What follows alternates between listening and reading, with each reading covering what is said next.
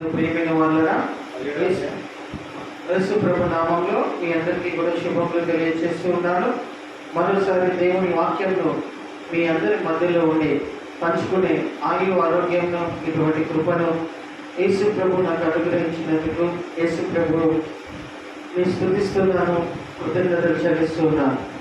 యోహాను సువార్త 17వ అధ్యాయము 13వ వచనం నుండి చదువుకున్నాను.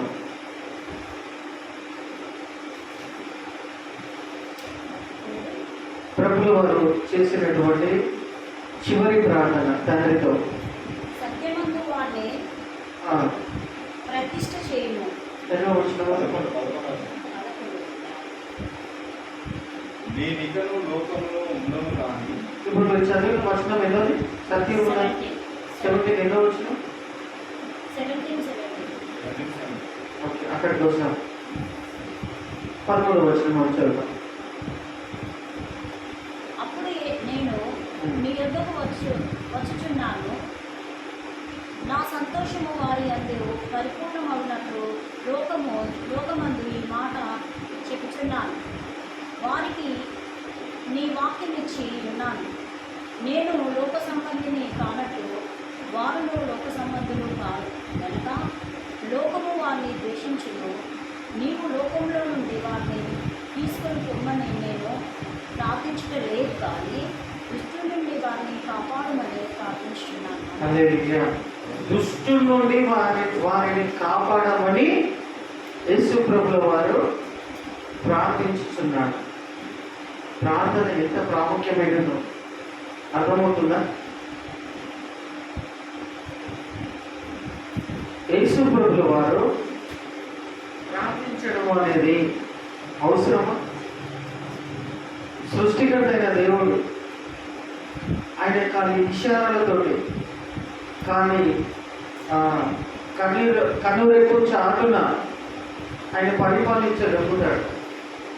కానీ మనిషికి ఏదైతే స్వేచ్ఛ, మనిషి జీవనం ఏ విధంగా అయితే జరగాలో దేవుడు ఎట్లయితే ఆశించినాడో ఆ జీవనము, ఆ వైఖరి ప్రతి మనిషి ఎదుట నెరవేర్చబడాలని యేసు ప్రభుల వారు శరీరధారిగా వచ్చి ప్రతి మనిషి ఈ విధంగా జీవించవలెను అని, ఈ విధంగా బ్రతకవలెను అని తాను మనకు నేర్పించి, హెచ్చరించి, సూచించి ఒక మార్గంలో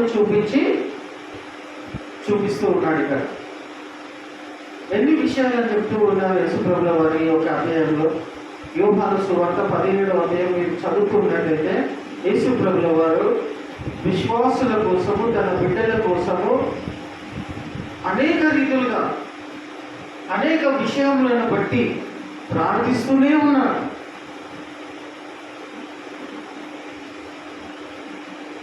అర్థమవుతుందా?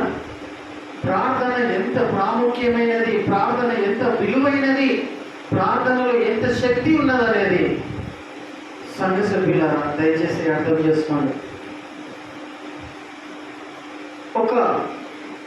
ఒక సాదృశ్యము, ఒక మార్గదర్శనము చూపిస్తూ ఉన్నాడు యేసు ప్రభు. ఆయన తలుచుకుంటే ఇషారాలతోటి లోకాన్ని పరిపాలిస్తాడు. కానీ అది సరి అయిన మానవాళికి, మనిషికి సరి అయిన జీవన శైలి కాదు. అది అర్థమవుతుందా? ఇట్లా అంటే మనుషులు ఆ విధంగా ప్రవర్తించే శక్తి ఆయన దగ్గర ఉన్నది. కానీ అట్లా దేవుడు అట్లా బ్రతకడము, అట్లా మనుషులు ఉండడం మంచిది కాదు. కాబట్టి అట్లా చేయలేదు. ఆయన చేసి చూపించాడు, మీరు ఈ విధంగా ప్రార్థించవలెను. ఆ మాటలను చూడండి, ఆ మాటలు చదవండి ఒకసారి. ఇక్కడ నుండి చదవండి దయచేసి. లోకంలో నుండి ఇక్కడ 11వ వచనం. 8వ వచనం నుండి చదవండి దయచేసి. ఒక్కొక్క వచనంలో యేసు ప్రభు స్వయంగా మాట్లాడుతూ ఉన్నటువంటి ప్రార్థన ఇది. నీవు నాకు అనుగ్రహించినవన్నీ నీ వలననే కలిగినవని వారిప్పుడు ఎరిగి ఉన్నారు. చూసారా, ఇక్కడ ఆగాల. నేను వారి కోసము ప్రార్థన చేయించున్నాను. లోకం కొరకు నేను వారి కోసము ప్రార్థన చేయించు ఉన్నాను. హల్లెలూయా. మనము వారి కోసము ప్రార్థన చేయించు ఉండవలేను. హల్లెలూయా. మనము వారి కోసము ప్రార్థన చేయించు ఉండవలేను. చేయాలా వద్దా? సంఘము అభివృద్ధి కోసము, విశ్వాసుల కోసము, విశ్వాసులను దేవుడు సత్యములను ప్రతిష్ఠించాలని, విశ్వాసులను, సంఘ సభ్యులను, దేవుని సేవకులను, పరిచారకులను కోసం మనం నిరంతరము ప్రార్థన చేసే వారిలో ఉండాలి. దేవుని కోసం ఏమేమో చేస్తాము, అది చేస్తాము, ఇది చేస్తాము అనేది మీరు పక్కకు పెట్టేసి యేసు ప్రభు నేర్పినటువంటి ప్రార్థనలు సంఘముగా మనం కలిసి ప్రార్థన చేయడం ఎంతో ఎంతో ఎంతో అవసరమై ఉంటుంది. హల్లెలూయా. నేను వారి కోసము ప్రార్థన చేయించు ఉన్నాను. చదవండి. నేను వారి కొరకు ప్రార్థన చేయుచున్నాను. నేను సంఘము కోసము ప్రార్థన చేయించు ఉన్నాను. లోకం కొరకు ప్రార్థన చేయలేదు. తర్వాత నీవు నాకు అనుగ్రహించి ఉన్నవారు, నీవు నాకు అనుగ్రహించిన ఉన్నవారును నీ వారైనందున, నీ వారంట. దేవుడు యేసు ప్రభు ద్వారా అనుగ్రహించినటువంటి మనమందరము కూడా తండ్రి వారమై ఉంటూ ఉన్నాం. హల్లెలూయా. తండ్రి వారమై ఉంటూ ఉన్నాం. డైరెక్ట్ తండ్రి దగ్గరికి వెళ్ళే యాక్సెస్, అవకాశము ఏ పరిస్థితులకి కూడా లేదు. కాబట్టి యేసు ప్రభు ద్వారానే. కాబట్టి మనము తండ్రి అయినటువంటి దేవుని వారమై ఉంటూ ఉన్నాం. వారి కొరకే ప్రార్థన చేయుచున్నాను అన్నట్టు వారి కోసమే ప్రార్థన చేస్తున్నారు. అవసరమా ప్రార్థన చేయడం? యేసు ప్రభు మన కోసం ప్రార్థన చేయడం అవసరమా? చెప్పండి అమ్మా, అవసరమా? మనము మన సంఘము కోసము, రక్షణ లేని ప్రజల కోసము, వారి రక్షణ నిమిత్తము, విశ్వాసుల కోసం ప్రార్థన చేయడము, మనము ప్రార్థన చేయడము, కంటిన్యూగా ప్రార్థన చేయడము, రోజు వచ్చి ప్రార్థన చేయడం, సమయంలో తీసుకొని ప్రార్థన చేయడం అవసరమా? అవసరం అనిపిస్తుందా? ఇక్కడ అవసరం అనిపిస్తుందా? అవసరం. హల్లెలూయా.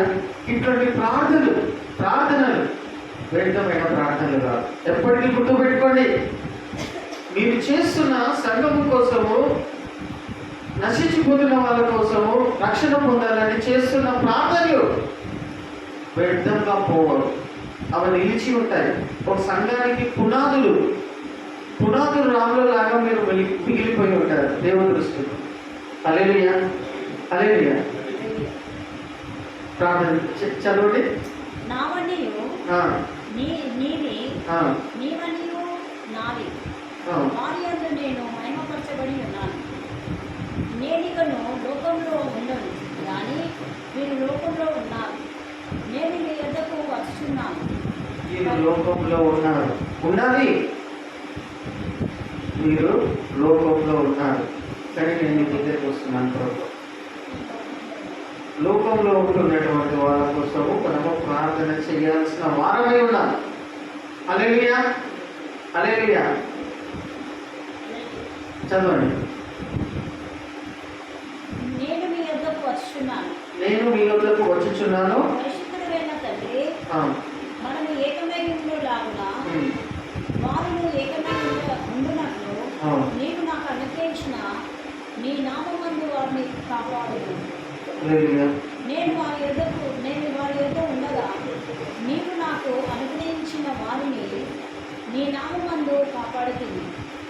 నేను వారిని భద్రపరిచితిని కనుక లేఖనము నెరవేరునట్లు నాశన పుత్రులు తప్ప వారిలో 11వ వచనం చదవండి.